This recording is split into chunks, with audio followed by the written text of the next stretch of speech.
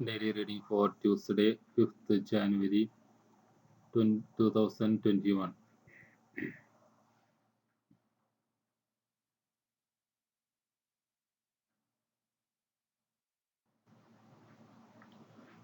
യോഹന്നാന്റെ 1-ാം അധ്യായം 4.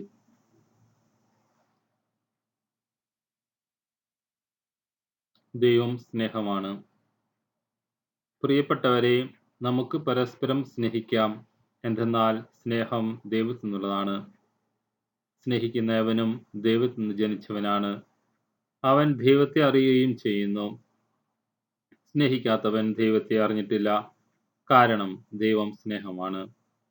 തന്റെ ഏകപുത്രൻ വഴി നാം ജീവിക്കേണ്ടതിനായി ദൈവം അവനെ ലോകത്തിലേക്ക് അയച്ചു.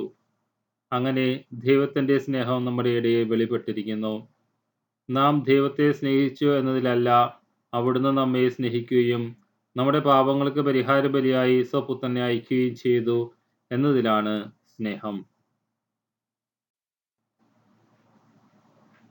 സങ്കീർത്തനങ്ങൾ അധ്യായം 72.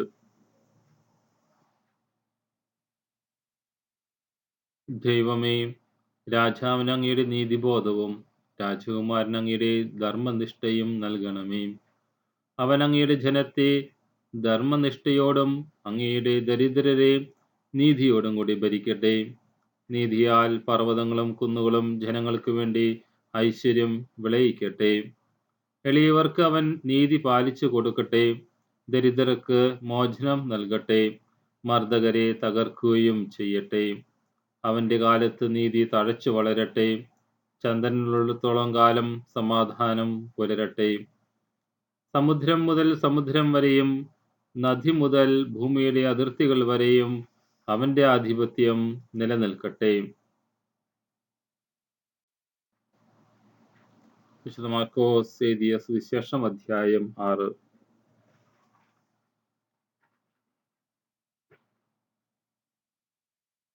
അവൻ കരയ്ക്കിറങ്ങിയപ്പോൾ വലിയൊരു ജനക്കൂട്ടത്തെ കണ്ടു.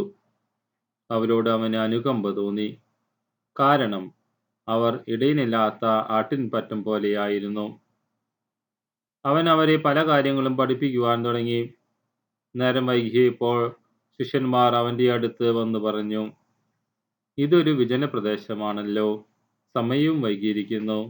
ചുറ്റുമുള്ള നാട്ടിൻപുറങ്ങളിലും ഗ്രാമങ്ങളിലും ചെന്ന് എന്തെങ്കിലും വാങ്ങി ഭക്ഷിക്കുവാൻ അവരെ പറഞ്ഞയക്കുക. അവൻ പ്രതിവചിച്ചു, നിങ്ങൾ തന്നെ അവർക്ക് ഭക്ഷിക്കുവാൻ കൊടുക്കുവിൻ. അവർ പറഞ്ഞു, ഞങ്ങൾ ചെന്ന് 200 ധനാരയ്ക്ക് അപ്പം വാങ്ങിക്കൊണ്ടുവന്ന് അവർക്ക് ഭക്ഷിക്കുവാൻ കൊടുക്കട്ടെയോ? അവൻ ചോദിച്ചു, നിങ്ങളുടെ കൈവശം എത്ര അപ്പമുണ്ട്? ചെന്ന് നോക്കുവിൻ.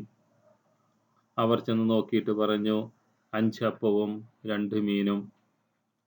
പുൽത്തകിടിയിൽ കൂട്ടം കൂട്ടമായിരിക്കുവാൻ അവൻ ജനങ്ങൾക്ക് നിർദ്ദേശം നൽകി. 100 50 വീതമുള്ള കൂട്ടങ്ങളായി അവർ ഇരുന്നു. അവൻ 5 അപ്പവും 2 മീനും എടുത്ത് സ്വർഗത്തിലേക്ക് നോക്കി കൃതജ്ഞതാസ്തോത്രം ചെയ്ത് അപ്പം മുറിച്ചതിന് ശേഷം ജനങ്ങൾക്ക് വിളമ്പുവാൻ ശിഷ്യന്മാരെ ഏൽപ്പിച്ചു. ആ 2 മീനും അവൻ എല്ലാവർക്കുമായി വിഭജിച്ചു. അവരെല്ലാവരും ഭക്ഷിച്ചു തൃപ്തരായി. ബാക്കി വന്ന അപ്പകഷ്ണവും മീനും 12 കുട്ട നിറയെ അവർ ശേഖരിച്ചു. അപ്പം ഭക്ഷിച്ചവർ 5000 പുരുഷന്മാരായിരുന്നു. To reflect, have I tried to escape from my responsibility as a true follower of Jesus?